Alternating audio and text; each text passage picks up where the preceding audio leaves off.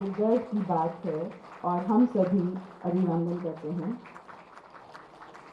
माननीय मंत्री जी के आशीर्वाद से ही इस कार्यक्रम की रूपरेखा तैयार की गई है और इस सेमिनार को एक रूप दिया जा सका है। सर, आपका हार्दिक स्वागत है।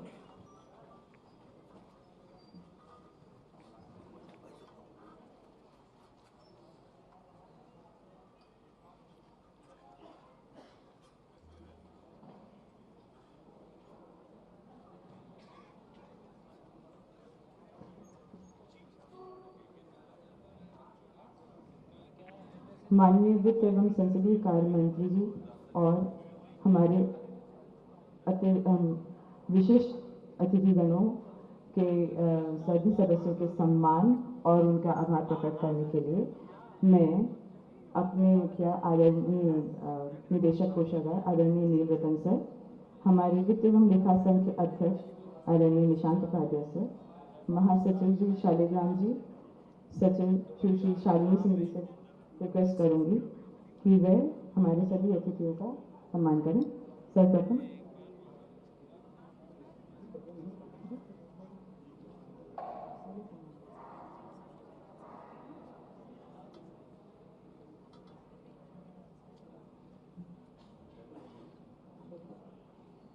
मंत्री जी।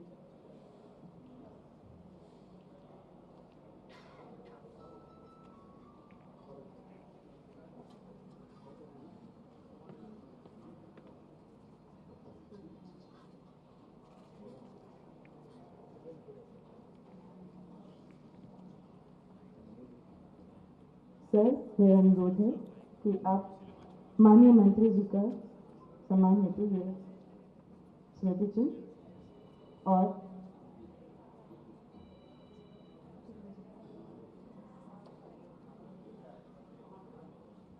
अपराजिता का सर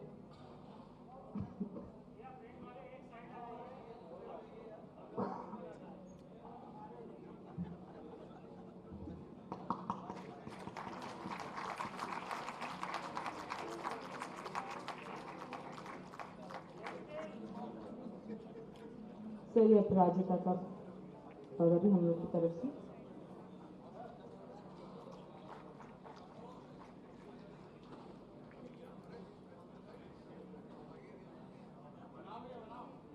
आदरणीय सचिव महोदय जी।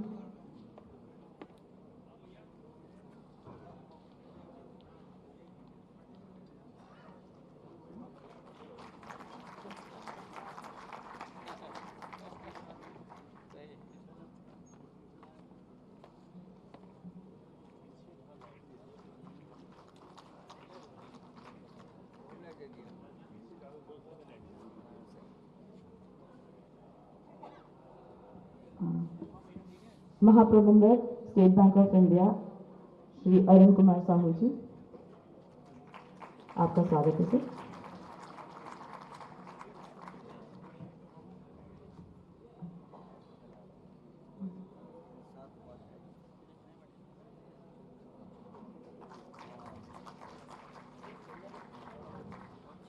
भारतीय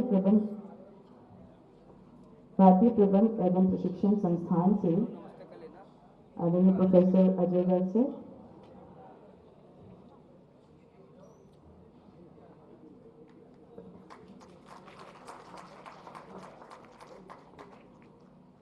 भारतीय प्रबंध एवं प्रशिक्षण संस्थान से ही प्रोफेसर शिवजित अवस्थी सर,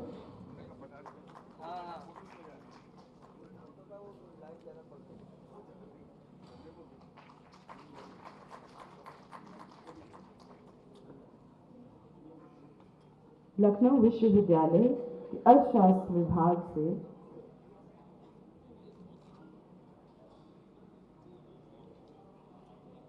लखनऊ विश्वविद्यालय अर्थशास्त्र विभाग से प्रोफेसर एन के अग्रवाल सर,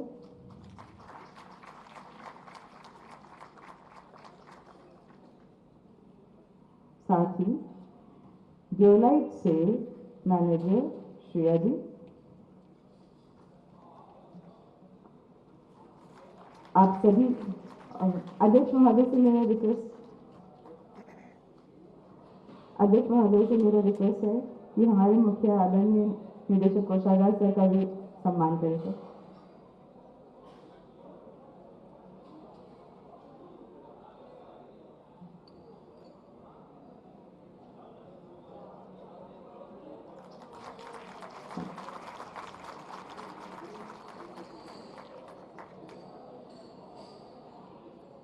आप सभी विशिष्ट अतिथिगणों का आज की सभा में स्वागत है, सम्मान है, अभिनंदन है। सर, हमें उम्मीद है कि हम सभी इस सेमिनार से लाभान्वित होंगे और मैं पूरी इस सेमिनार से उत्तर प्रदेश की अर्थव्यवस्था को $1 ट्रिलियन करने में ये सेमिनार सहायक भी होगा। कार्यक्रम को आगे बढ़ाते हुए मैं रिक्वेस्ट करूँगी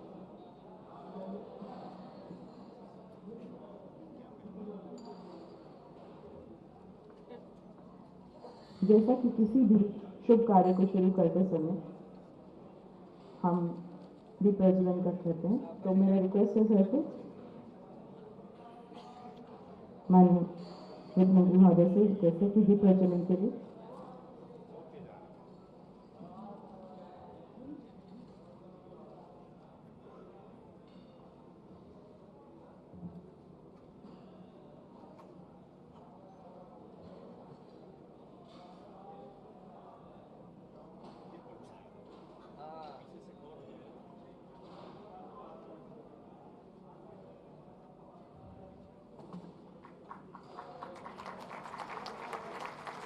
शुभम करोति कल्याणम आरोग्यम धन संपदा शत्रु बुद्धि विनाशाय दीप ज्योति नमस्ते।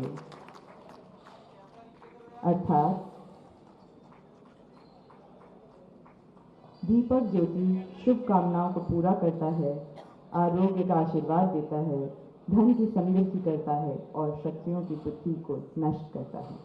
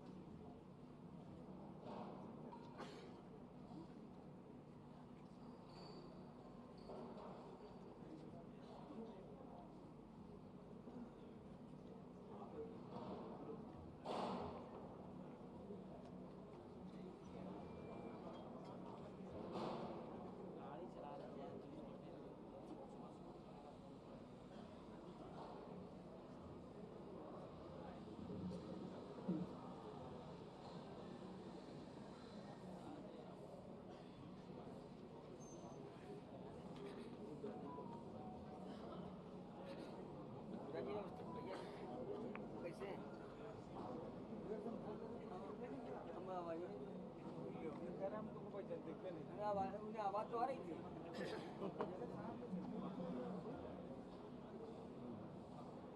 भूल गए नहीं अब आवाज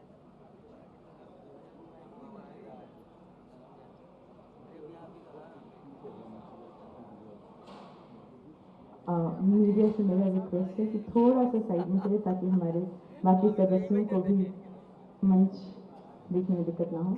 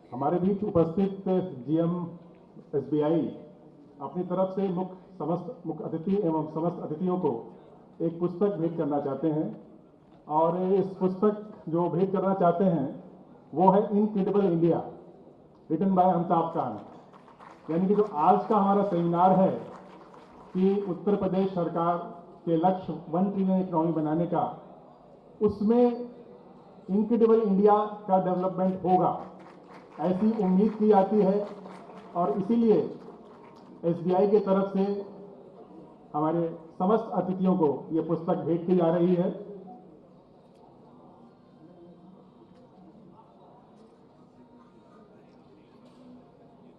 incredible India by Amitabh Kant. Amitabh Kant NITI Aayog के चेयरमैन रहे हैं भारत सरकार में। तो निश्चित तौर पर इस पुस्तक में जो कुछ भी लिखा है और जो आज के सेमिनार से निकलेगा, हम उत्तर प्रदेश के लक्ष्य को पूरा करते हुए अपने देश भारत को इनक्रेडिबल बनाने की ओर निश्चित तौर से अग्रसर होंगे।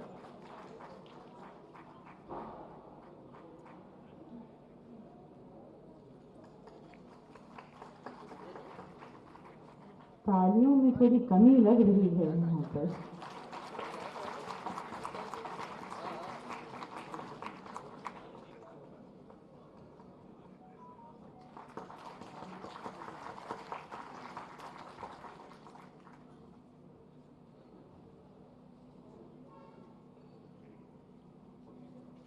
आप सबकी अनुमति से मैं कार्यक्रम को आगे बढ़ाते हुए आदरणीय श्री निशांत उपाध्याय सर, अध्यक्ष उत्तर प्रदेश वित्त एवं लेखा सेवा संघ से अनुरोध करूंगी कि वे इस कार्यक्रम का औपचारिक शुरुआत करने का कष्ट करें। सर। धन्यवाद पूजा। आज इस ऐतिहासिक अवसर पर वित्त लेखा सेवा संघ और भारतीय स्टेट बैंक के सौजन्य से आयोजित होने वाले सेमिनार में माननीय वित्त एवं संसदीय कार्य मंत्री आदरणीय हम सबके संरक्षक और पिता की तरह स्नेह देने वाले श्री सुरेश कुमार खन्ना साहब का मैं हार्दिक अभिनंदन और स्वागत करता हूं। इसके अतिरिक्त भारतीय स्टेट बैंक के general manager Shri Arun Kumar Sahu sir, उनका मैं स्वागत और अभिनंदन करता हूं। और हम लोगों के सेवा के सचिव संरक्षक माननीय श्री साहिब मंजर अब्बास रिजवी सर, आयुक्त अफसर हूँ, उनका स्वागत सम्मान करता हूँ, सचिव हैं। तो मैं श्री नीलचंद्र कुमार सर, डायरेक्टर निदेश कोषागार का स्वागत सम्मान करता हूँ, हार्दिक अभिनंदन करता हूँ। लखनऊ विश्वविद्यालय के प्रोफेसर श्री एम के अग्रवाल सर का मैं हार्दिक स्वागत अभिनंदन करता हूँ, अर्थशास्त्र विभाग में प्रोफेसर हैं। मैं प्रोफेसर अजय गर्ग सर का स्वागत सम्मान करता हूँ, आईआईएम लखनऊ से हैं। और प्रोफेसर क्षितिज अवस्थी का भी स्वागत और सम्मान करता हूँ, लखनऊ आईआईएम लखनऊ से हैं। इसके अतिरिक्त डिलॉयट से श्रेया आई हैं, मैं इनका स्वागत और अभिनंदन करता हूं। जो डिलॉयट वह कंपनी है जो उत्तरी सरकार के साथ एसोसिएट है $1 बिलियन इकोनॉमी बनाने के लिए। माननीय वित्त मंत्री जी का इसलिए हार्दिक धन्यवाद ज्ञापित करता हूं कि जब हमारा संघ चयनित होकर उनसे आशीर्वाद लेने गया था तो सर ने पहला प्रश्न यही रखा था कि आपकी सेवा उत्तर प्रदेश के विकास में कैसे सहभागी हो सकती है। उन्होंने कहा कि $1 बिलियन इकोनॉमी बनाने का सरकार का लक्ष्य है, आप लोग उसमें कौन सी भूमिका निभा सकते हैं। तो उस वक्त हम लोग परसोपेश में पढ़े थे क्योंकि नया नया जीतने का उत्साह था और बहुत चीज़ें ज्ञान नहीं था इन चीज़ों का। लेकिन सर 1 वर्ष लग गया और आपके आशीर्वाद से आज इस मंच पर हम लोग इकट्ठा हुए हैं और इस सेमिनार के माध्यम से उन्हीं प्रश्नों को खोजने का प्रयास करेंगे, उनके जवाब खोजने का जवाब खोजने का प्रयास करेंगे उन प्रश्नों का कि कैसे हम उत्तर प्रदेश को $1 ट्रिलियन इकोनॉमी बना पाएँ, ताकि जो माननीय प्रधानमंत्री जी का सपना है कि भारत एक विकसित राष्ट्र के रूप में खड़ा हो सके और $5 ट्रिलियन इकोनॉमी के रूप में भारत की अर्थव्यवस्था पूरे विश्व में पहचानी जाए। क्योंकि उत्तर प्रदेश सबसे बड़ा प्रदेश है और यही ग्रोथ इंजन है। तो माननीय मुख्यमंत्री जी और माननीय वित्त मंत्री जी का जो सपना है, कोशिश करेंगे जो आज वक्ता हमारे मध्य उपस्थित हैं इनके माध्यम से वो बातें निकल के आवें जो हमारे सेवा के अधिकारी जो इस पूरे प्रदेश के प्रशासनिक व्यवस्था सबसे महत्वपूर्ण अंग होते हैं, जिनके माध्यम से ही सरकार की नींव रहती है, इनके प्रयास से ही सरकार की आर्थिक स्थिति बहुत उज्ज्वल और दृढ़ रहती है। तो मैं कोशिश करूंगा कि आज सारे जो वक्ता गणाएं हैं और हम सब इससे लाभान्वित भी होंगे, जो जवाब उनकर आएंगे, जो उनके परिचय होंगे, जो पढ़ेंगे यहाँ पर प्रश्न अपना पढ़ेंगे, जो पेपर पढ़ेंगे। तो मैं चाहूँगा कि आप सब उसको नोट डाउन भी करें और उस पूरे अवसर से लाभान्वित होने का प्रयास करें। महोदय आप सब आए और माननीय वित्त मंत्री जी का अमूल्य समय तो उनकी बहुत व्यवस्था थी, आज बहुत उनके कार्यक्रम लगे हुए हैं, लेकिन उन्होंने समय निकाला हम सबकी सेवा के लिए, हम लोग बहुत बहुत उनके आभारी हैं। धन्यवाद।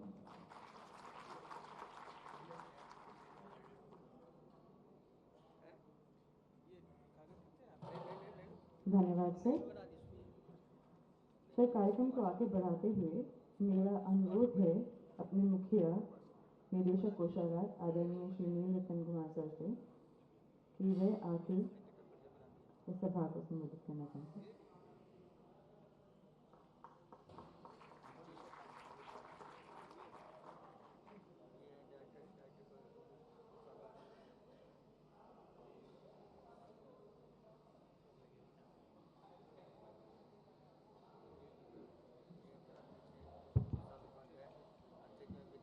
नमस्कार, माननीय वित्त मंत्री जी, सचिव वित्त GM SBI Sahu ji, professor Agrawal Lucknow university, professor Garg and professor Awasthi from IIM Lucknow और शेयर्ड अलमय फ्रॉम डिलॉयट, आप लोगों का इस सेमिनार में हार्दिक अभिनंदन।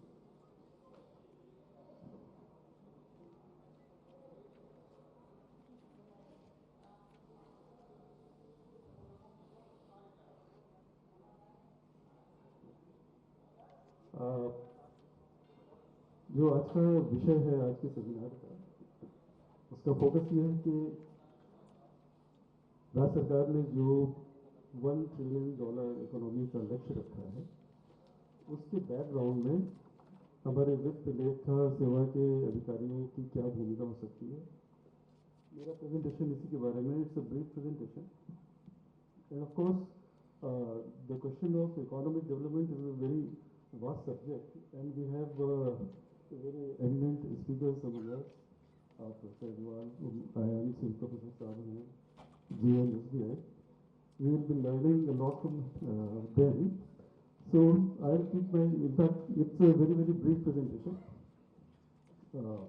centered around the role of finance accounts officers towards this endeavor of achieving $1 trillion economy goal. That has been said by the state government. So before beginning my presentation, just a few lines about the finance account service. हमारे करीब 951 पद हैं सृजित, जिसके खिलाफ 650 अधिकारी इस समय कार्यरत हैं। वित्त लेखा सेवा के अधिकारी, जैसा हम सभी जानते हैं, ये कोषागारों में होते हैं as senior treasury officers, chief treasury officers and treasury officers.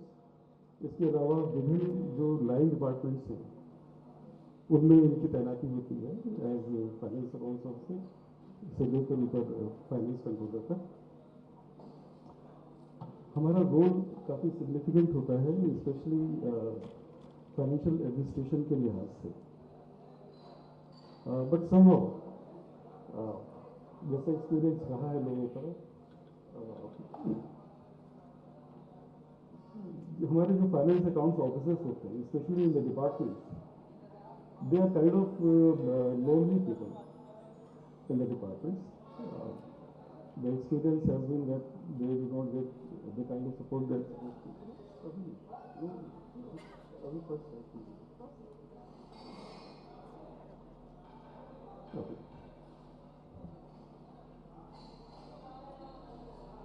Treasuries का फाइनेंशियल एडमिनिस्ट्रेशन में बहुत ही इंपॉर्टेंट रोल है। जो इंटर गवर्नमेंटल ट्रांजैक्शंस हैं, which happen between two governments, maybe state of UP and other state government, state of UP and government of India, इस तरह के ट्रांजैक्शन को छोड़कर जितने भी ट्रांजैक्शन हो, चाहे वो खर्चे के ट्रांजैक्शन हो या रिसीट के ट्रांजैक्शन हो, वो ट्रेजरीज के माध्यम से होते हैं। इसके अलावा हमारे जो फाइनेंस अकाउंट्स ऑफिसर्स हैं, इनका रोल न केवल जो डिफरेंट डिपार्टमेंट्स में बजट प्रिपरेशन से लेकर budget preparation, fund flow, monitoring of expenditure, audit, reporting, इसके साथ साथ कुछ एस्टेब्लिशमेंट मैटर्स में भी इनका सहयोग लिया जाता है। मैं अभी when I begin my presentation, I will just try to showcase कि how the role of finance and accounts officer needs to be redefined. इसको थोड़ा रीट्वीट करने की ज़रूरत है। And with that will come the question of re-skilling of our finance accounts officers in a significant manner. Now, the basic premise of my presentation is that the government policies.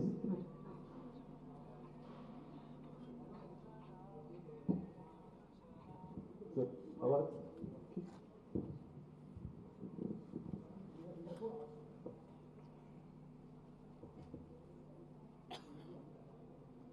So the basic premise of my presentation is that the government policies are broadly there two prongs. One, they try to create an environment where entrepreneurship in the economy gets better traction. That is one.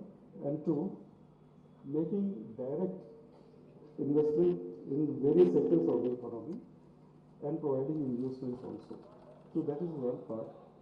Now the second premise is that the government functionaries, they play an important role in creating policy documents and implementing them. And of course, the finance accounts officers are no less government functionaries. So next.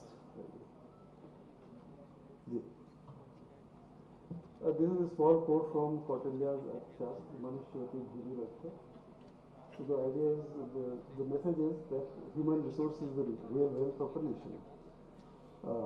And verily, it is human endeavor that creates wealth, that leads to growth.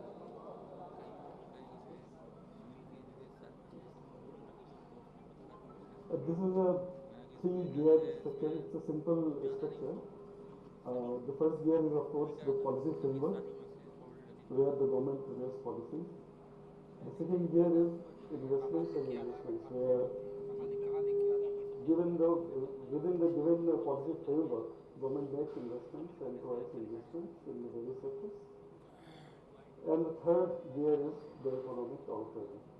So when these gears grind together, they lead to economic output.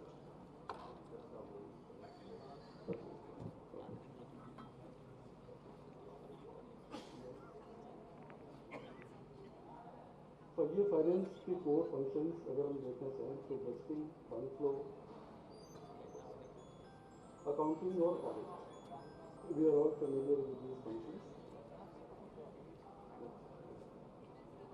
ये finance and account officers का जो conventional role है departments में, वो इन blocks में हम represent कर सकते हैं, from fund flow to monitoring to accounting to reporting और देन हैंडलिंग ऑडिट्स.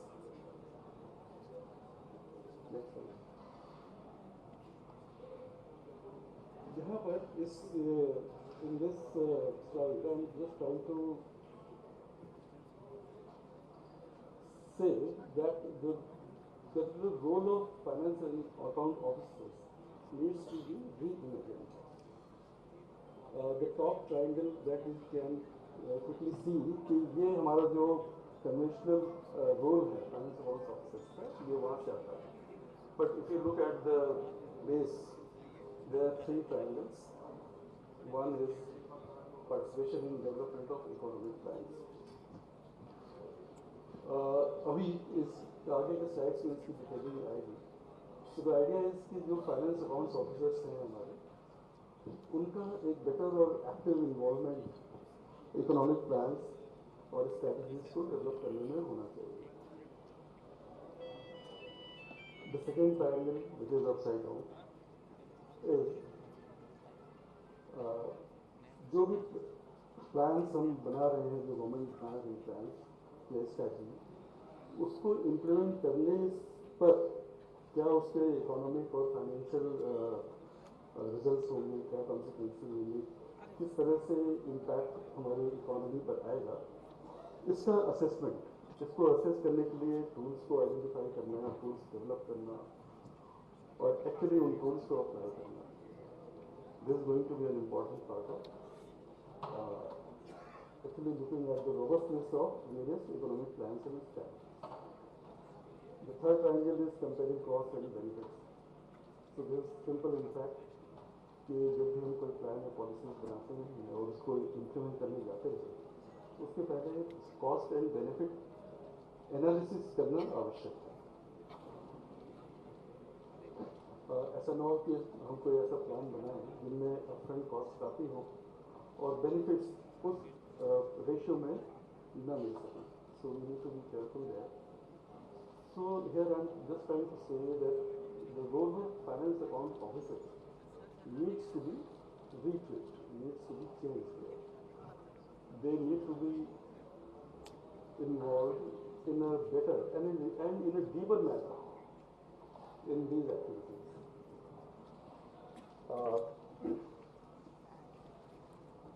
Yes. यहाँ पर I would like to read from my paper.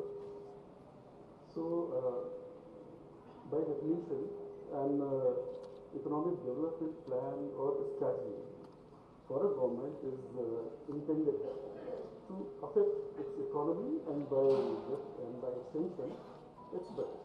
The same is true of any economic development project.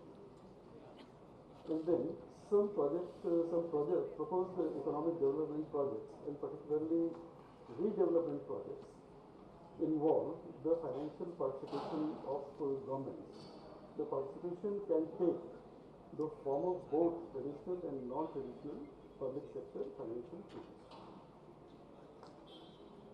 Now, before governments adopt and implement an economic development plan or elect to participate financially in a proposed economic development project, government should analyze the economic and budgetary impacts and the risks and uncertainties associated with the plan or project. Now, the risk analysis has to play an important part. So we should be doing risk analysis and coupled with that by scenario analysis also, sensitivity analysis. So the government finance officer, here comes my the core of my presentation. The government's finance officer or budget officer, if you can say so.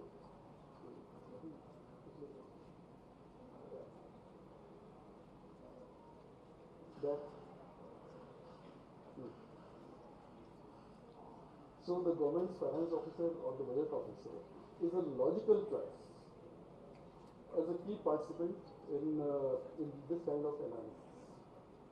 The finance officer or budget officer is likely to have more financial and analytical training and experience in economic matters, especially in financial, if not economic matters, then certainly in financial matters.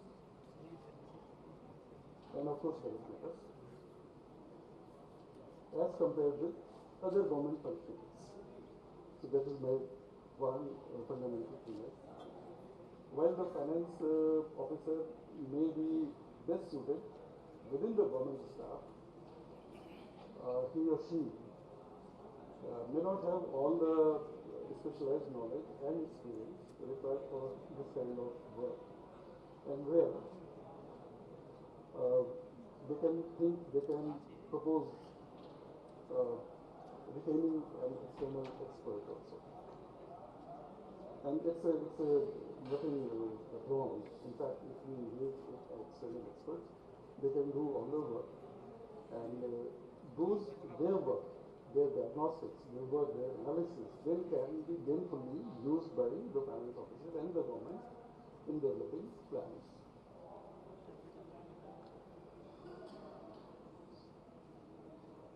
So here are three blocks. First is the finance and accounts officer should be made a core participant in the team interested with the task of developing economic plans.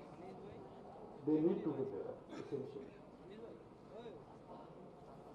Now, if they are made part of such a team, then their task would be identifying means of estimating economic and financial impact on the plan of and the strategy.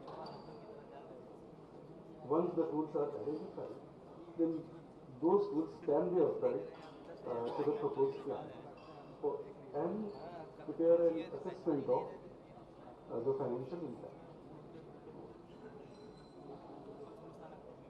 This actually is nothing but extension of the same previous slide. Here, I'm just trying to point out the importance of analyzing risk and uncertainty associated with any plan. So we have to be very aware, especially if we are trying to prepare a long-term plan, long-term strategy, then we must weigh the various risks and uncertainties and find ways to mitigate them. The next approach is again an illustration of the same thing, where we need to do a long-term forecasting. As you can see that all these things actually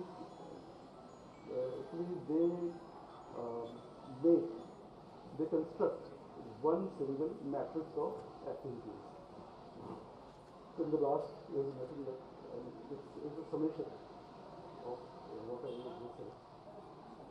Where the finance accounts also need to be coordinated with the internal analysis of various development costs. Now, capital planning in any kind of economic plan is very important. Here, asset management is going to play a very important role.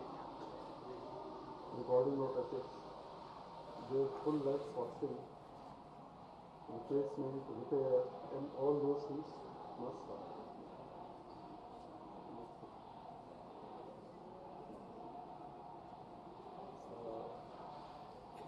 So, if we have a robust and prudent asset management policies in place, then we must be pursuing for repair, replacement, and retirement. Some time ago, there was a very popular concept of resource accounting industry. Some countries, especially UK and perhaps England also, they have resorted to resource accounting industry. So it's nothing but part of that.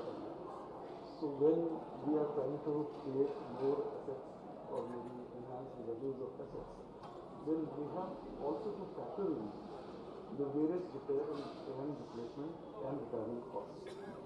That we have to know beforehand, before creating an asset, that these are the costs that we will be required to incur in the medium to long term.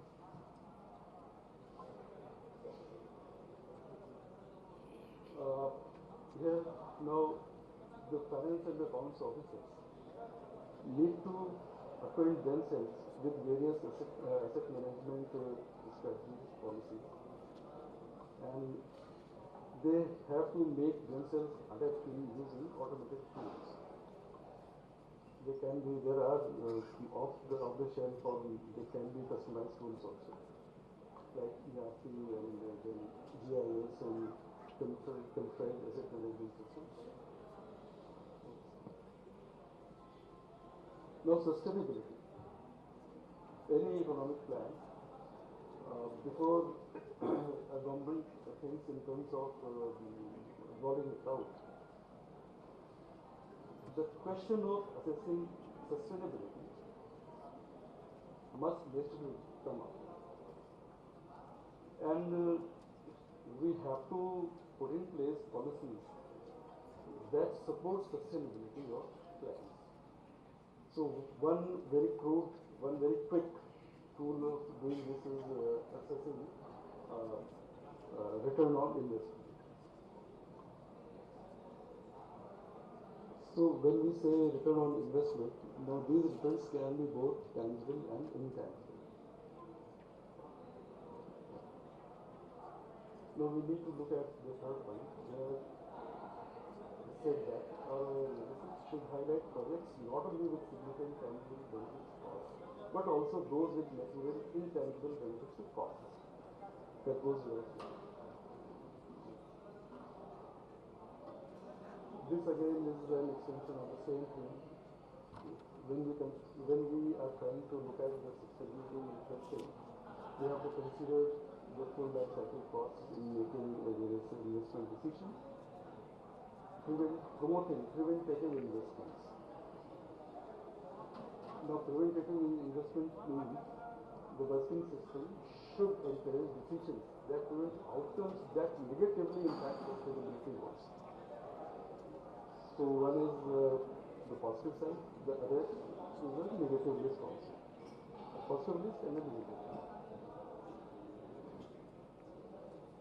Then we have to be looking at how the plan is unfolding. We need to be doing forecasts and revisiting those forecasts as the plan unfolds. Now coming to the last slide. The first recommendation from my side is the role of finance officers in the plans should be deepened. They should be made integral part of the team interested with this task. There has to be a better integration between finance and accounts officers and the operational officers, the administrative officers, as you know. That brings me the question of reskilling of finance and accounts officers. These are some thoughts. Using financial tools in planning, forecasting, and regular realigning of plans with intended goals and outcomes. And this is very, very important aspect. Asset management that we talked about, and use of technology. Now it's imperative for us, for the finance officers, that they reskill themselves. Here, ये हमारे मैं यहाँ पर एक ये propose करना चाह रहा हूँ। तो कुछ समय पहले एक आदेश हुआ था कि हर वर्ष हम वित्त लेखा सेवा के अधिकारियों में से 2 अधिकारियों को मैनेजमेंट ट्रेनिंग में भेजे और फिर शुरू के कुछ वर्षों में ऐसा किया गया 4 या 5 अधिकारी ऐसे हैं हमारे बीच में जिन्होंने NDI गुड़गांव और NIS फरीदाबाद में इनको फुल ट्रेनिंग दी। So we need to revise that mission, हमें उनको ट्रेनिंग को भेजने का आवश्यकता है। आई एम लकी से professor also request them to see how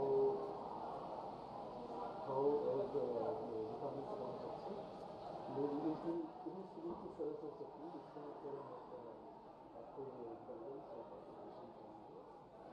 and of course SBI की तरफ से भी because they are the biggest they are the leader from the banking industry in India.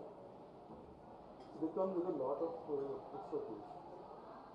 हम आपका भी सहयोग करेंगे and of course Professor Agarwal from the same university because he is from Lucknow University and we are sitting in Lucknow. So हम यही करेंगे कि Lucknow University साथ में हमारा सर्विस और सिटी करेंगे and of course they are from Deloitte. They are the consultants for preparing the blueprint for achieving this $1 trillion economy goal of this state. तो मेरे ख्याल से आप जो भी अपना ब्लूप्रिंट प्रपोज करें उसमें इन कंसर्न्स को आप जरूर ध्यान में रखिएगा क्योंकि हमारे finance accounts officers they are trained to a very good extent और वो काफ़ी सिग्निफिकेंट मैनर में इस एंडीवर में कंट्रीब्यूट कर सकते हैं।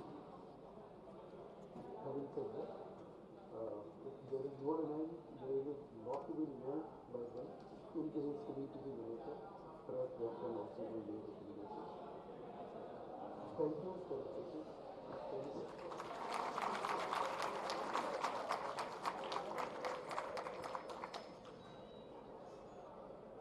इस अंतर्दृष्टिपूर्ण विश्लेषण के लिए अनेकों धन्यवाद सर। निदेशक महोदय का बहुत बहुत धन्यवाद। उन्होंने एक ब्रीफ समरी बता दी है कि किस प्रकार से वित्त सेवा के अधिकारियों को आगे बढ़ना है, जो ये लक्ष्य है एक ट्रिलियन इकोनॉमी प्राप्त करने का, उसमें क्या रोल होना है। सर ने बहुत स्पष्ट रूप से कहा रीडिफाइनिंग, एसेसिंग, रीएसेसिंग, स्किल डेवलप करना है, फिर रीस्किल करना है और तब जाकर हम उस लक्ष्य के प्रति जो हमारा कार्य है वो हम करेंगे। और फिर जो राष्ट्र से सहयोग मिलना है वो है कैपिटल, किस प्रकार से कैपिटल का इस्तेमाल करना है, किसको कहां पे कब कहा, किसको कहां भेजना है, किसको कहां खड़ा होना है, किसको कहां बैठ जाना है, किसको कहां दौड़ना है, किसको कहां रुक जाना है, इन सब बातों को सर ने बहुत टेक्निकली हम लोग को बताया। और हमें पूरी उम्मीद है, हम सर को आश्वासन देते हैं, माननीय मंत्री जी को आश्वासन देते हैं कि निदेशक महोदय द्वारा जो कुछ भी एक रोड मैप तैयार किया है, आज बताया गया है, उसमें आपका और सहयोग मिलेगा तो निश्चित तौर पर वित्त सेवा के अधिकारी और कर्मचारी पूरी तरह से इस लक्ष्य को प्राप्त करने में आगे निरंतर बढ़ते रहेंगे।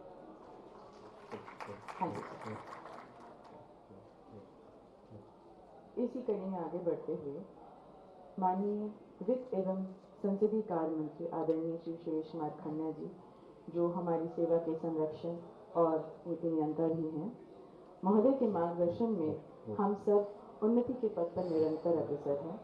वित्त एवं लेखा सेवा संवर्ग के लिए महोदय के स्तर से सेवा को उन्नत बनाने के सर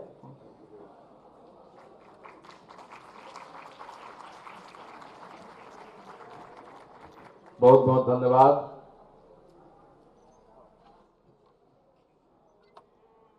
आज के इस उत्तर प्रदेश वित्त एवं लेखा सेवा संघ के तथा एसबीआई के जॉइंट एफर्ट से जो ये सेमिनार आयोजित किया गया है, उसमें मंचासीन हमारे वित्त विभाग के सचिव सम्मानीय श्री शाहिद मंजर अब्बास रिजवी साहब, सम्मानीय श्री नील रतन जी, सम्मानीय श्री अरुण कुमार साहू जी जो जीएम हैं स्टेट बैंक के, सम्मानीय एचओडी अर्थशास्त्र श्री एमके अग्रवाल जी, आईआईएम लखनऊ के प्रोफेसर सम्मानीय श्री अजय गर्ग जी, सम्मानीय श्री क्षितिज अवस्थी जी, ये भी प्रोफेसर हैं आईआईएम लखनऊ में, और डेलाइट से हमारी सम्मानीय श्रीमती सुश्री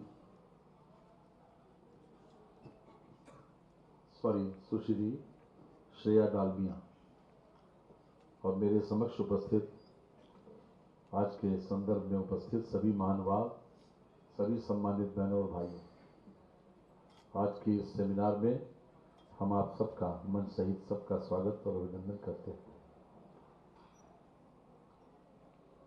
एक बात जो अंत में हमारे डायरेक्टर ट्रेजरी ने कही, श्री नील रतन जी ने, इनोवेटिव आइडियाज और यूज ऑफ टेक्नोलॉजी, हम इससे 100% एग्री करते हैं और हमारी सहमति भी है, और हम इसके लिए जो भी आवश्यक होगा वो कदम उठाएंगे। बहनों और भाइयों, बड़ा लक्ष्य है भारत सरकार का $5 ट्रिलियन इकोनॉमी का बनाने का, और उत्तर प्रदेश ने उसी श्रृंखला में अपना भी लक्ष्य हमारे मुख्यमंत्री जी ने तय किया है कि $1 ट्रिलियन इकोनॉमी के लक्ष्य को अचीव करना। वास्तव में हम सब जानते हैं कि $1 ट्रिलियन इकोनॉमी का मतलब ये नहीं है कि हमारी तिजोरी में $1 ट्रिलियन आ जाए। इसका मतलब सीधा सीधा यह है कि हमारी सामर्थ्य इतनी डेवलप हो, हम अपनी कैपेसिटी इतनी डेवलप करें, अर्थव्यवस्था को इस लेवल तक मजबूत करें और लोगों की सामर्थ्य डेवलप करें। इसका उद्देश्य यह है। जब बड़ा लक्ष्य होता है तो उसके लिए एफर्ट्स भी उसी के अनुसार, उसी के अनुरूप होना चाहिए। जिस दिन से योगी सरकार आई है, आप महसूस करते होंगे कि उत्तर प्रदेश का परसेप्शन चेंज हुआ है, और परसेप्शन एक दिन में चेंज नहीं होता। परसेप्शन तभी चेंज होता है जब हमारा कार्य व्यवहार, हमारा आचरण और हमारी उपलब्धियां, इन सबको मिलाकर ही परसेप्शन चेंज होता है।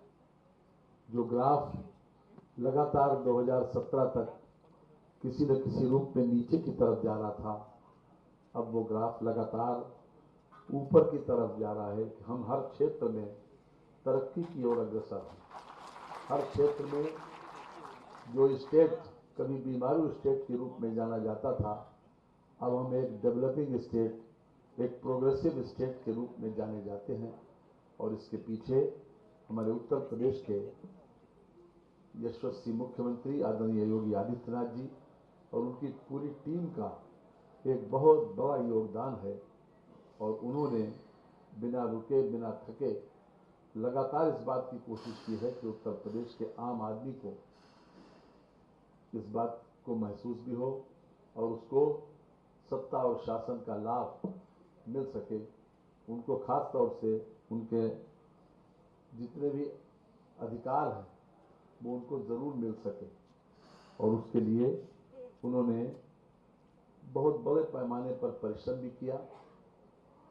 और खास तौर से उत्तर प्रदेश जो लॉ एंड ऑर्डर के रूप में हमारी ख्याति अच्छी नहीं थी, उस पर सबसे ज़्यादा फोकस करके आज उस लॉ एंड ऑर्डर को काफ़ी हद तक सुधारा है और ऑर्गेनाइज्ड क्राइम को एक तरीके से समाप्त ही किया है। और ये मैं नहीं, ये देश और दुनिया का मीडिया भी इस बात को एक्सेप्ट करता है और जितने इंटेलेक्चुअल्स हैं खास तौर से वो भी इस बात को मानते हैं। इसके साथ ही जो सबसे बड़ी कंडीशन हमारे सामने यही आती है कि हम आखिरकार कहाँ पर खड़े हैं, क्योंकि जब हमारे सामने लक्ष्य है, बड़ा लक्ष्य है $1 ट्रिलियन का, तो निश्चित रूप से उसी के अनुरूप हमको अपनी सारी कार्य योजना भी बनानी पड़ेगी।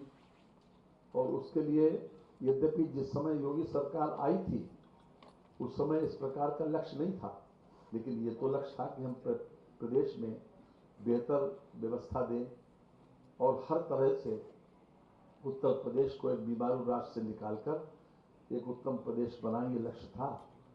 और उन्होंने उसके लिए खास तौर से इंफ्रास्ट्रक्चर को ज़्यादा फोकस किया, लॉ एंड ऑर्डर को तो फोकस किया ही, और साथ ही साथ एक ट्रांसपेरेंट पॉलिसी के आधार के ऊपर एक स्टेबल गवर्नमेंट का जो सबसे पहला कर्तव्य होता है, एक ट्रांसपेरेंट पॉलिसी, इंडस्ट्रियल पॉलिसी और उसके साथ साथ उसकी फाइनेंसिंग की व्यवस्था और हर तरह से एक तेजी से निर्णय लेने की प्रक्रिया भी डेवलप की।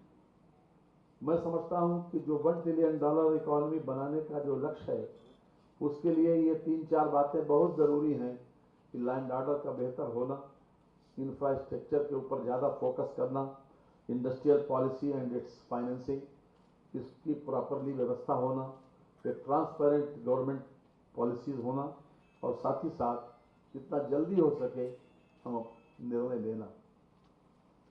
इसके ऊपर विशेष रूप से फोकस करते हुए उन्होंने हमारे प्राइमरी, सेकेंडरी और टर्शरी सेक्टर्स को भी बहुत बड़े पैमाने पर सुधार करने की कोशिश भी की और उसमें अचीवमेंट भी है, बहुत बड़ा अचीवमेंट है। आप देखिए कि जिस समय 2017 में हमारे बजट का साइज क्या था और आज हमारे बजट का साइज क्या है, लगभग 3.5 लाख करोड़ रुपए का साइज था उस समय बजट का, और आज लगभग 6,90,000 करोड़ रुपए के बजट पर हम पहुंच गए। इसके साथ ही जो कृषि क्षेत्र है, कृषि क्षेत्र में सबसे बड़ी आवश्यकता इस बात की है कि हम पैदावार को सुधारें और उसके बाद जो उससे संबंधित लोग हैं, कृषक लोग, उनको उनकी उपज का मूल्य सही तरीके से समय पर मिल जाए। इसमें बहुत बड़े पैमाने पर काम किया। जो योजनाएं सिंचाई की 20-20, 30-30, 40 साल, 50-50 साल तक पेंडिंग रही, 2022 तक, 2017 से लेकर 2022 तक उन योजनाओं को फोकस करके उनको चालू किया। न केवल चालू किया बल्कि लगभग 23 लाख हेक्टेयर सिंचन क्षमता हमारी जो जितनी भी योजनाएं थी उनसे बढ़ाई। इसके साथ हमारे बहुत से ब्लॉक डार्क जोन में थे, डार्क जोन के ब्लॉक को ऊपर लाने के लिए अथक परिश्रम करके उनको भी ठीक किया कि किसी तरीके से उसे डार्क जोन से लेकर निकाला जाए ताकि वहां पर नलकूप लग सके, क्योंकि सिंचाई की व्यवस्था हमारी कृषि के लिए सबसे पहली आवश्यकता है उसको भी ठीक किया। और अभी तक जो हमारी नई योजनाएं हैं, खासतौर से इन 50-50 सालों से जो पेंडिंग थी, उन नई योजनाओं पर फोकस करते हुए मैं विशेष रूप से कहना चाहता हूं कि चाहे कनहर सिंचाई परियोजना, चाहे रोहिन नदी पर रोहिन बैराज के निर्माण की परियोजना जो जनपद महाराजगंज में है, भौरट बांध परियोजना, डलमऊ बी पंप नहर की क्षमता पुनर्स्थापना, बदायूं सिंचाई परियोजना, ये कुछ ऐसी योजनाएं हैं जो आगामी वर्षों में पूर्ण की जाएंगी। ये बात मैं इसलिए कोट कर रहा हूं कि सबसे बड़ा हमारा जो प्राइमरी सेक्टर है उसके ऊपर जोर देने से हम बहुत कुछ अचीव कर सकते हैं, अपनी अर्थव्यवस्था को बहुत आगे ले जा सकते हैं। फूड प्रोसेसिंग की अभी बहुत वैसी पॉलिसी नहीं थी, इफेक्टिव पॉलिसी नहीं थी, उस पर सब्सिडी देकर उन्होंने, क्योंकि हम कभी कभी हमारे पास स्टोरेज की वैसी व्यवस्था न होने के कारण, हमारा वैसा ऑप्टिमिस्टिक दृष्टिकोण भी न होने के कारण हम उसको नजरअंदाज करते थे कि अगर कभी कभी टमाटर की कीमत तो इतनी और ज्यादा हो जाती थी कि सेब से ज्यादा पहुंच गई आगे, और कभी कभी टमाटर ऐसा हो जाता था कि 5 रुपए, 3 रुपए, 2 रुपए में आदमी कोई पूछता नहीं था। तो इसको खासतौर से फूड प्रोसेसिंग की पॉलिसी को उन्होंने एक बड़े पैमाने पर, जब तो पॉलिसी सेक्टर्स जो है वो करीब हमारे डिफरेंट सेक्टर में 25 सेक्टर्स में पॉलिसीज बनाई, लेकिन ऐसी पॉलिसीज कि जो हमारी अर्थव्यवस्था को सीधे सीधे प्रभावित करें, उसको सबसे ज्यादा फोकस किया गया और उसका परिणाम भी निकट भविष्य में हम समझते हैं देखने को मिलेगा। तो एक तरफ जो प्राइमरी सेक्टर्स में जो सबसे ज्यादा फोकस किया गया सिंचाई के ऊपर, ट्यूबवेल के ऊपर, नहरों के ऊपर, जो हमारी लटकी हुई परियोजनाएं उनके ऊपर, तो वहीं किसानों को उनके मूल्य, लाभकारी मूल्य देने का भी भरपूर प्रयास किया। और उसी का ये परिणाम है कि इन पिछले 5-6 वर्षों में लगातार 22-23 वर्ष का आंकड़ा मेरे सामने है कि जो भी हमने वर्ष 17-18 से लेकर 23-24 तक जो हमने गेहूं की खरीद की, लगभग 224.68 लाख मीट्रिक टन, इसके लिए 41,299.13 करोड़ रुपए का हमने पेमेंट किया और इसमें 47,89,493 किसानों को लाभ मिला।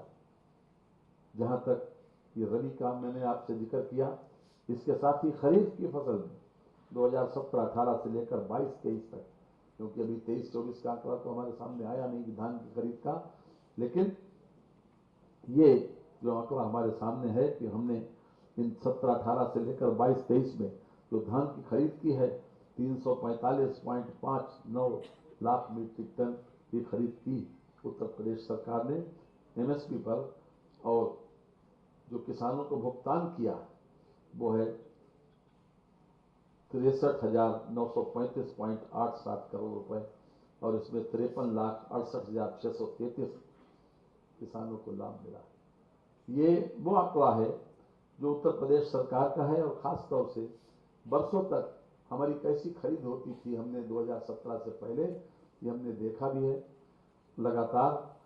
और आज जो किसानों की जेब में पैसा हो, क्योंकि हमारे लिए सबसे पहले आवश्यकता इस बात की है कि हम अपनी परचेजिंग पावर बढ़ाएं, क्योंकि जब परचेजिंग पावर बढ़ती है तो बाजार में सेवाओं और वस्तुओं की मांग बढ़ती है, और जो सेवाओं वस्तुओं की मांग बढ़ती है तो उसी के अनुरूप हमको भी प्रोडक्शन करना पड़ता है, और जितना ज्यादा हम इंफ्रास्ट्रक्चर के ऊपर अपना फोकस करें उसी से हमारा ज्यादा से ज्यादा एम्प्लॉयमेंट सृजन होता है।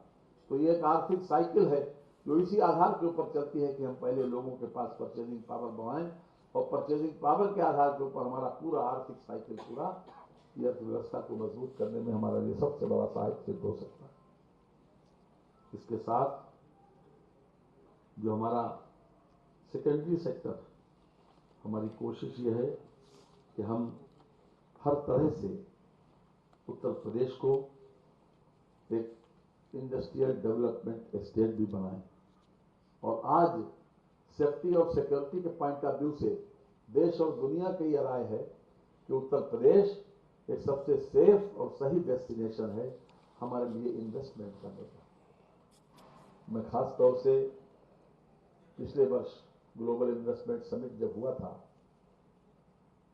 वो तो इसी साल हुआ था, लेकिन दिसंबर में मुझे बाहर जाने का मौका मिला, खास तौर से यूएसए और यूके।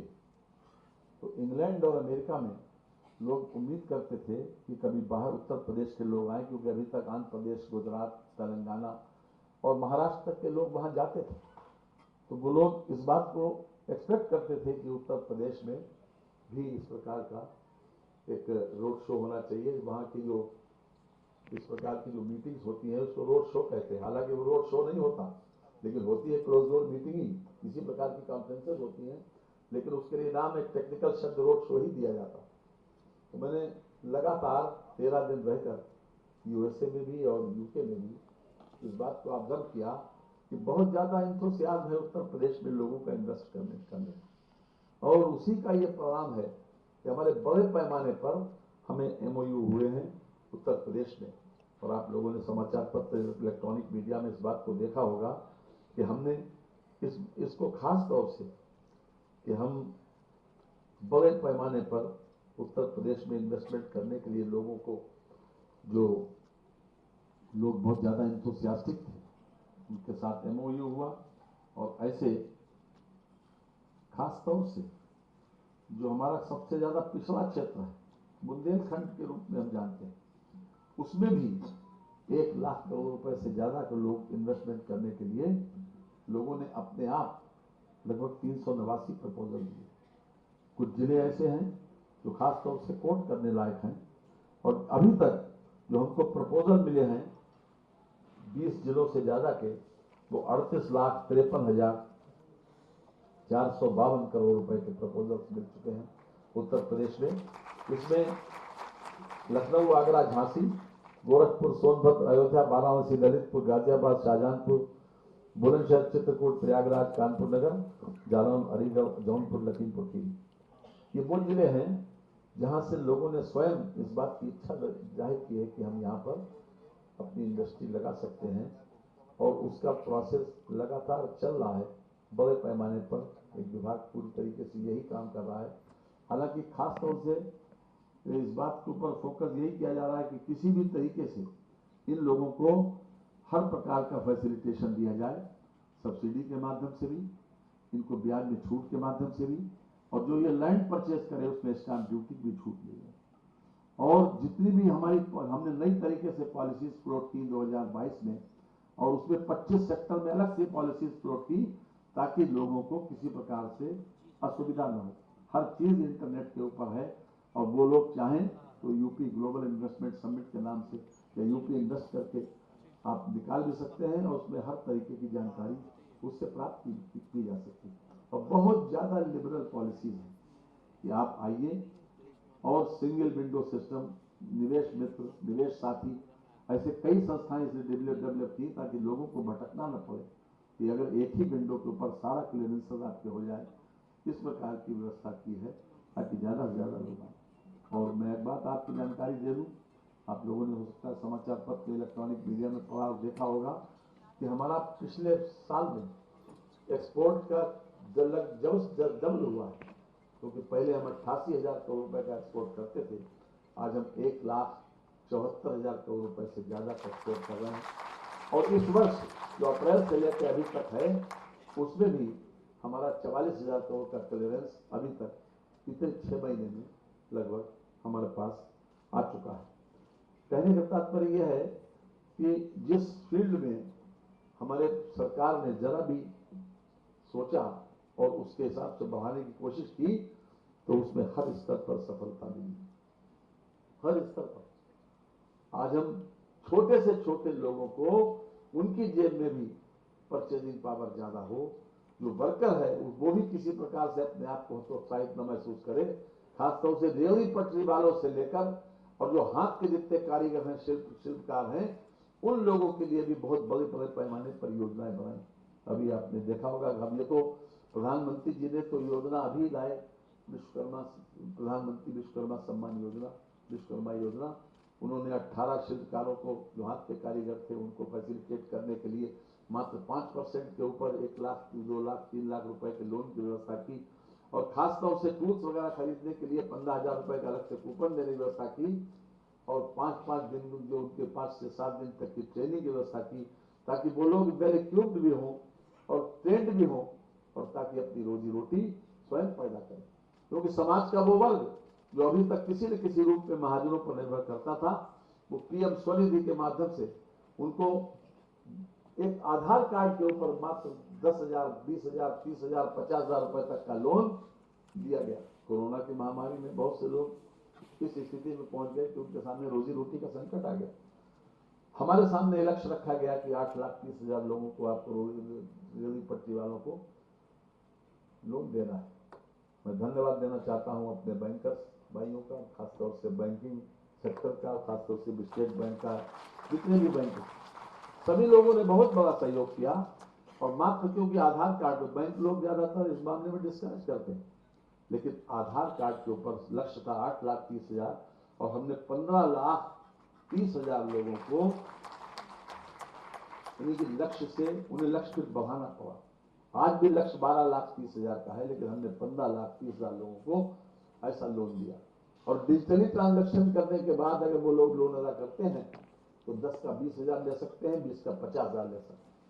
आज उत्तर प्रदेश के 10 जिले इसमें टॉप पर हैं और उसमें हमारे बैंकिंग सेक्टर का बहुत बड़ा रोल है, बहुत बड़ा सहयोग है। और हम चाहते हैं कि इसी तरीके से पॉजिटिव भावना से अगर वो देखते रहें तो निश्चित रूप से उत्तर प्रदेश का लक्ष्य बड़ा है $1 ट्रिलियन का, लेकिन मुश्किल नहीं है। कदम चूम लेती है खुदा के मंजिल, मुसाफिर अगर अपनी हिम्मत रहा। ये और हर तरह से आज उत्तर प्रदेश में एक कन्वीनियल एटमॉस्फेयर है उन लोगों के लिए कि जो लोग उत्तर प्रदेश से भागना चाहते हैं।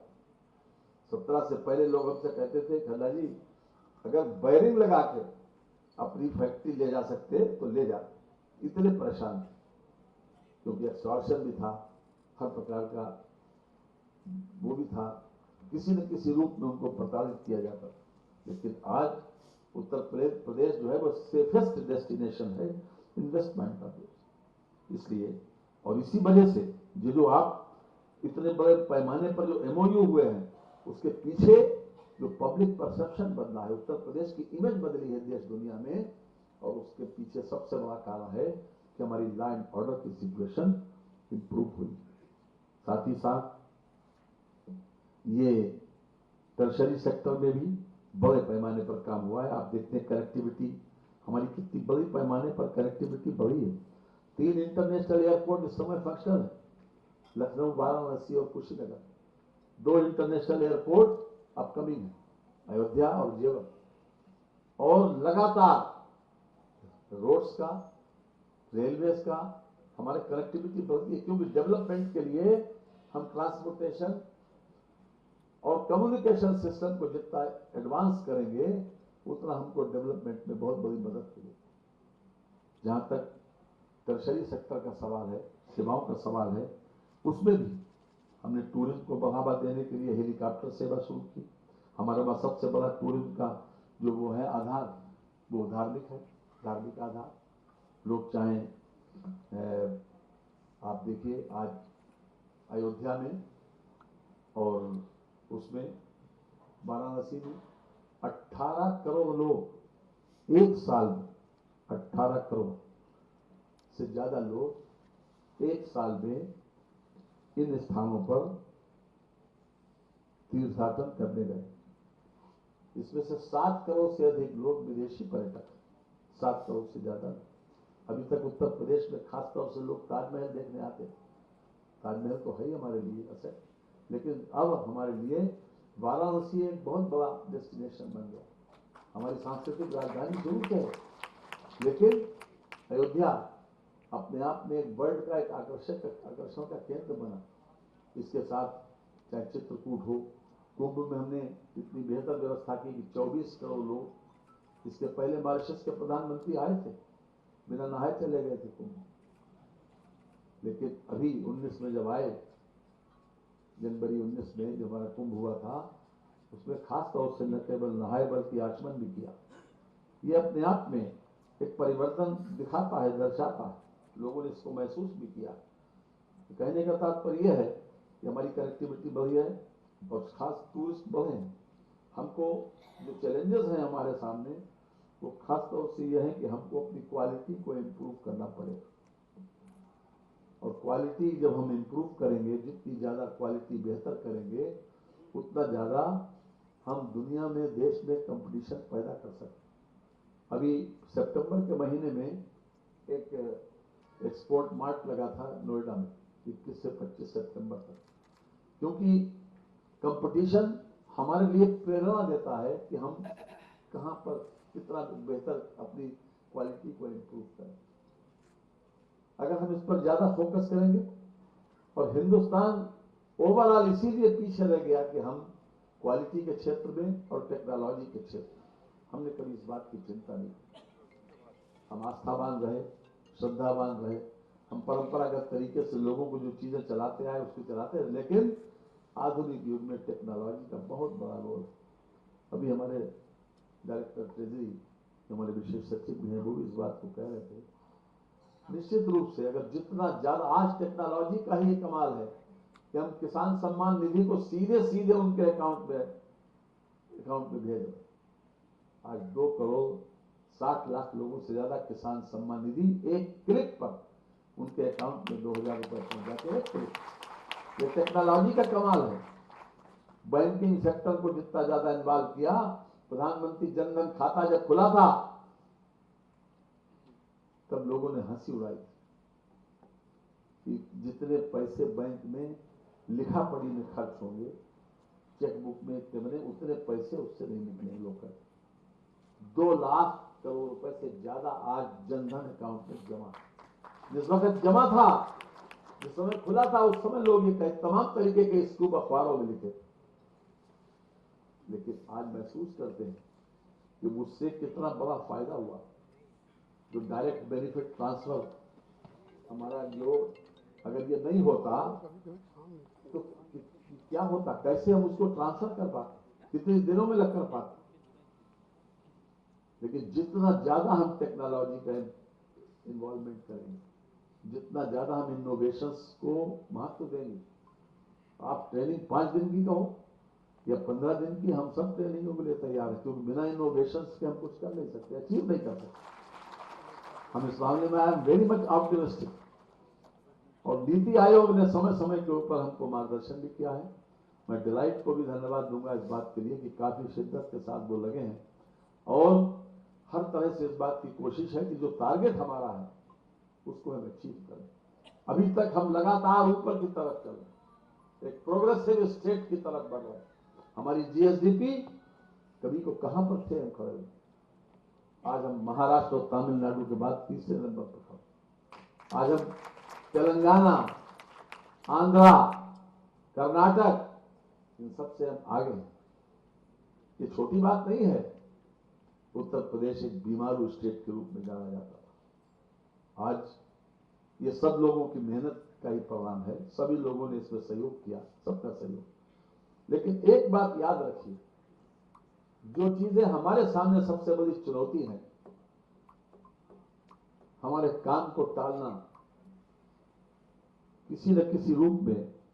जो याद रखिए कि जैसे आपको वित्त सेवा संघ के लोग कहेंगे साहब हम क्या करेंगे, साहब हमारा क्या रोल है। आपका रोल यह है कि आपका आज के काम को कल पे मत टालें, और हर तरह से टेक्नोलॉजी का इस्तेमाल करके, क्योंकि हम अगर नकल कर सकते हैं दुनिया में किसी देश की, तो वो सिर्फ जापान है। वहां पर सिंसियरिटी भी है, पंक्चुअलिटी भी है, ऑनेस्टी भी है, हर तरह से वो हमारे लिए कन्वीनियल एटमॉस्फेयर दे सकता है अगर हम उसकी नकल करें। केवल क्योंकि जितना ज्यादा ऑनेस्टी, सिंसियरिटी, पंक्चुअलिटी को हम जितना महत्व देंगे, हम जितने काम को टालने से बचेंगे, आज का काम आज ही निपटाने के ऊपर कोशिश करेंगे, तो निश्चित रूप से हम हर चीज अपने आप में कोई न कोई माइलस्टोन छोड़ के जाती है, हर चीज। और अगर हम इस पर पूरा ध्यान देंगे तो कोई बड़ा वो नहीं है।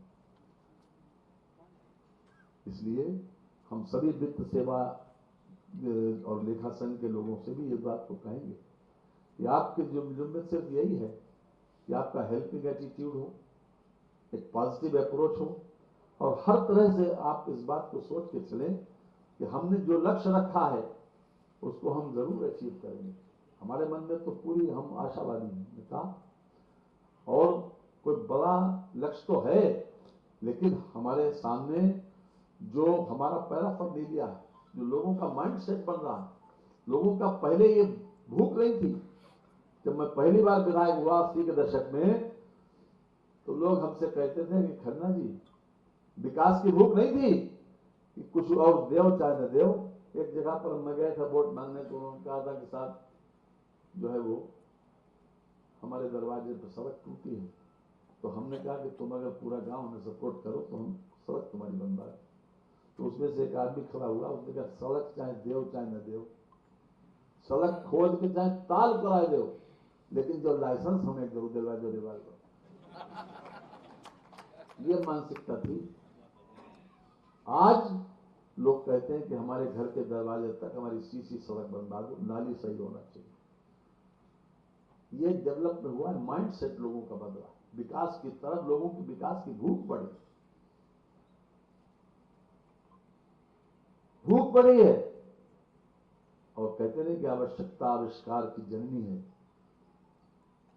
जब आप आवश्यकता महसूस करते हैं तो निश्चित रूप से फिर उसी के अनुरूप हमारा माइंड सेट, उसी के अनुरूप हमारी कार्य योजना, उसी के अनुरूप हमारा सब कुछ बनता चला जाता है। इसलिए जितना ज्यादा से ज्यादा हो सके हम सिंसियरिटी और पंक्चुअलिटी से अपना काम को अंजाम दें, टेक्नोलॉजी को ज्यादा से ज्यादा महत्व दें, और क्वालिटी को भी हमको उतना ही फोकस करना चाहिए। क्योंकि अगर दुनिया में हमें कंपीट करना है तो सट्टेबाजी से नहीं, जगलरी से नहीं, बाजीगरी से नहीं, केवल क्वालिटी से ही हम लोगों को प्रभावित करते। जापान हमसे कच्चा माल खरीद के अपने प्रोडक्ट को हमारे यहाँ वर्ल्ड मार्केट को कंपीट करता है, हमारे वहां कंपीट करता है, और हम उसी कच्चे आयरन स्टील को एक्सपोर्ट तो करते हैं, लेकिन वैसा माल नहीं बना पाते, नहीं बना पाते। ये माल लेना चाहिए, और उसके बारे में जो परसेप्शन बना वो गलत नहीं है।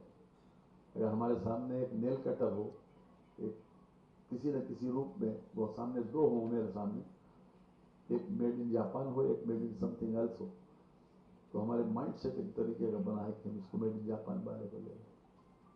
ये परसेप्शन एक दिन में बना, एक दिन में नहीं बना, क्योंकि उनका लगातार इतिहास ऐसा रहा।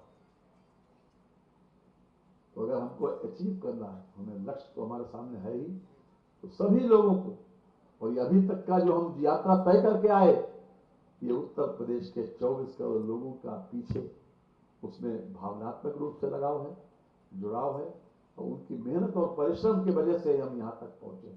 और आगे याद रखिए कि हमेशा एक कवि ने कहा था कि वो पथिक क्या, पथिक कुशलता क्या, जिस पथ में बिखरे शूल न हो, और नाविक की धैर्य परीक्षा क्या, जब धारा है प्रतिकूल। लोग इन्वायरमेंटल को कोसते हैं, ग्लोबल वार्मिंग को, तमाम तरीके की ये चैलेंजेस हैं, ये चैलेंजेस हैं, जरूर रहेंगे हमेशा। एक फारसी का एक शेर है, वो बाज पक्षी हमेशा हवा के खिलाफ रहता है। हवा अगर ऐसे चलती है तो बाज उसके खिलाफ चलता है, लेकिन जाता ऊपर ही। फारसी में शेर एक है, इसको कहकर अपनी बात समाप्त करेंगे। वादी तुंद हवाओं से न घबराए उकाओ, ये तो चलती है तुझे ऊंचा उठाने के लिए, ये तो चलती है तुझे ऊंचा। बहुत बहुत धन्यवाद। सादर धन्यवाद महोदय, आपका उद्बोधन हम सभी के लिए विचारोत्तेजक था। निश्चित ही प्रदेश को $1 ट्रिलियन इकोनॉमी बनाना एक बहुत बड़ा लक्ष्य है, किंतु महोदय हम वित्त एवं लेखा सेवा के सभी अधिकारीगण आपको आश्वस्त करते हैं कि हम अपनी सत्यनिष्ठा और अपनी कार्यशैली से प्रदेश को टेक्नोलॉजी के माध्यम से क्वांटिटेटिव एंड क्वालिटेटिव ग्रोथ के लिए हमेशा प्रतिबद्ध रहेंगे। प्रदेश को सुदृढ़ बनाने में हम हमेशा प्रतिबद्ध रहेंगे। धन्यवाद महोदय। इसी क्रम में कार्यक्रम को आगे बढ़ाते हुए मैं अनुरोध करूंगी आदरणीय श्री अरुण कुमार साहू जी से, महाप्रबंधक से